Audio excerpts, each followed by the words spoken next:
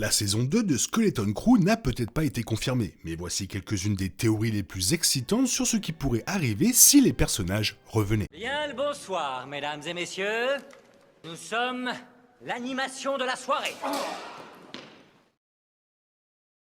La dernière série Star Wars, Skeleton Crew, n'a peut-être pas enregistré un record d'audience pour la franchise, mais cela semble être une chose rare de nos jours. Une histoire Star Wars est généralement appréciée par la base de fans divisée. Dirigé par John Watts et Christopher Ford, Skeleton Crew aurait été présenté comme une série limitée d'une seule saison. Malgré tout, on parle de plus en plus de la saison 2, notamment à cause d'une fin abrupte qui a laissé tant d'histoires en suspens. Ajustée à l'inflation, la série a un budget plus petit que de nombreuses autres séries Star Wars. Il se peut donc qu'elle ne nécessite pas la même audience. Nous devrons attendre et voir si Lucasfilm renouvellera Skeleton Crew, même si le bouche à oreille positif fait sûrement du bien. Les showrunners ont déjà confirmé qu'ils éviteraient l'erreur de Stranger Things en laissant le temps s'écouler dans l'univers pour que les enfants grandissent. Mais que pourrait contenir l'histoire ? Voici 10 théories.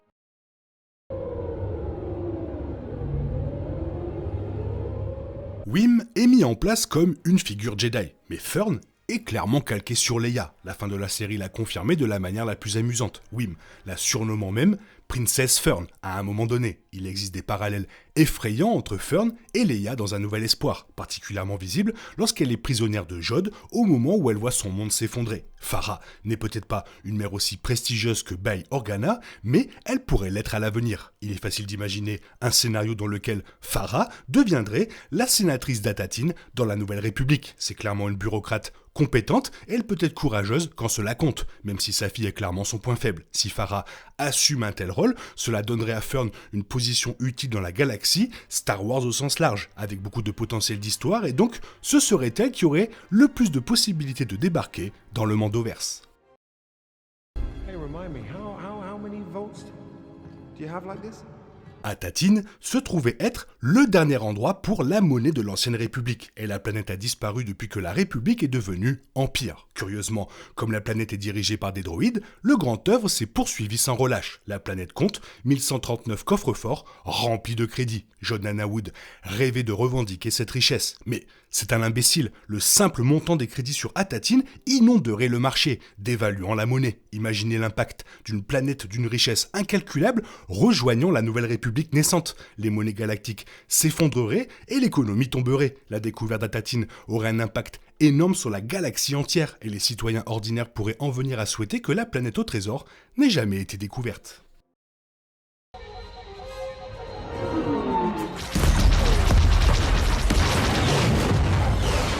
Jod, Nanawood et ses pirates ont peut-être été vaincus, mais la galaxie reste un endroit vraiment dangereux. Atatine est située dans le secteur Kelly, à proximité de mondes comme Dathomir et Katar. Elle est proche de la voie Hydienne, l'une des voies hyperspatiales les plus importantes de la galaxie, ce qui signifie qu'il serait facile d'établir des échanges commerciaux entre Atatine et d'autres mondes importants de la Nouvelle République. Malheureusement, cela signifie également qu'Atatine est en grave danger. La voie Hydienne est connue pour ses activités de pirate, comme on le voit dans la saison 3 de The Mandalorian, lorsque le roi pirate Gorian Shard a tenté de revendiquer la planète Nevarro. De plus, Kim considère peut-être la Nouvelle République comme l'ultime moyen de lutter contre les pirates, mais certains pirates travaillent avec des espions pour s'assurer que la République reste à l'écart de leurs affaires. Les trésors d'Atatine pourraient-ils encore être pillés avec des attaques de pirates sur leur expédition ?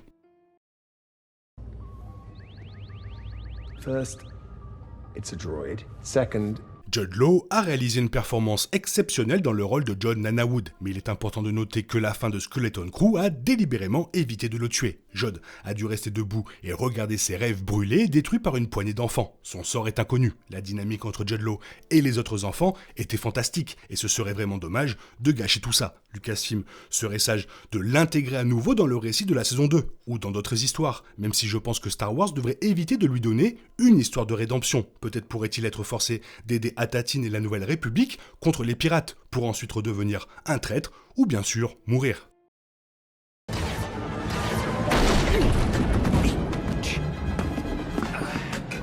En parlant de pirates, Port Borgo est tout simplement trop dangereux pour être laissé seul. Port Fantôme, situé près de la voie Hydienne, cette base pirate existe clairement depuis longtemps. Le design évoque les Nihil, un groupe de pirates qui opérait 200 ans avant la saga Skywalker. Cela a clairement été utilisé pour organiser des attaques constantes de pirates sur la voie Hydienne. Les enfants de Skeleton Crew sont allés à Port Borgo et l'ordinateur de navigation de l'Onyx Cinder aura un enregistrement des coordonnées. La Nouvelle République doit détruire Port Borgo et cela pourrait bien être la rampe de lancement de la saison 2 ou d'un autre projet du Mandoverse. Ce serait un plaisir de revenir dans ce sinistre port fantôme.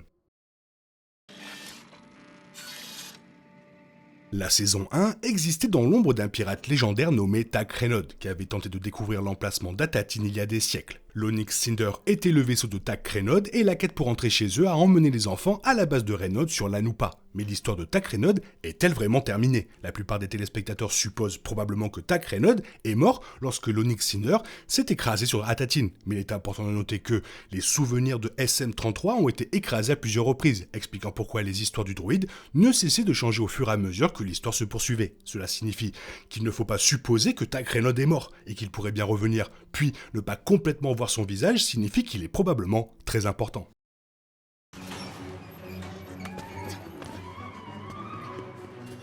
Skeleton Crew se déroule à la même période que The Mandalorian et Ahsoka, et le grand amiral Thrawn a été présenté comme le principal méchant de cette époque. Redoutable tacticien, Thrawn est revenu de la lointaine Peridea et s'est basé sur Dathomir, une planète étrangement proche d'Atatine.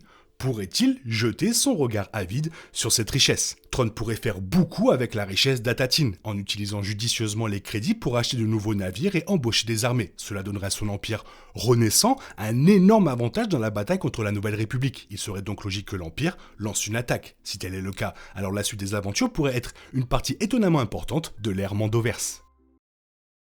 Unhand me, you villain! Never! You'll spend eternity in my dungeons, being tortured until you die! Wim a grandi en adorant les Jedi, les considérant comme des champions de la lumière et de la vie. Il y a un sens dans lequel la saison 1 racontait comment Wim est devenu un personnage Jedi. Sans pouvoir, et pas vraiment parce qu'il a pris un sabre laser à la fin de la saison, mais parce qu'il est ainsi au fond de lui. Son véritable acte héroïque s'est produit lorsqu'il a sauvé la vie de Kyber, surmontant sa propre peur et son anxiété. C'est ce que signifie vraiment être un Jedi. Lorsque tous les pouvoirs et codes de la Force sont supprimés, les Jedi sont simplement ceux qui aident. Il n'y a aucune preuve que Wim soit sensible à la Force, mais il convient de rappeler que la saison 2 d'Ahsoka a délibérément brisé nos idées, révélant que tout le monde peut devenir un Jedi avec le personnage de Sabine Wren. Alors, qu'est-ce que cela signifie pour Wim? Simplement qu'il n'y a aucune raison pour qu'il ne devienne pas un Jedi. Sabine Wren l'a prouvé dans Ahsoka et Wim peut suivre le même arc. Il existe même une nouvelle académie Jedi dans laquelle il peut s'entraîner, fraîchement créée par Luke Skywalker, désireux de former de nouveaux étudiants aux voies de la Force.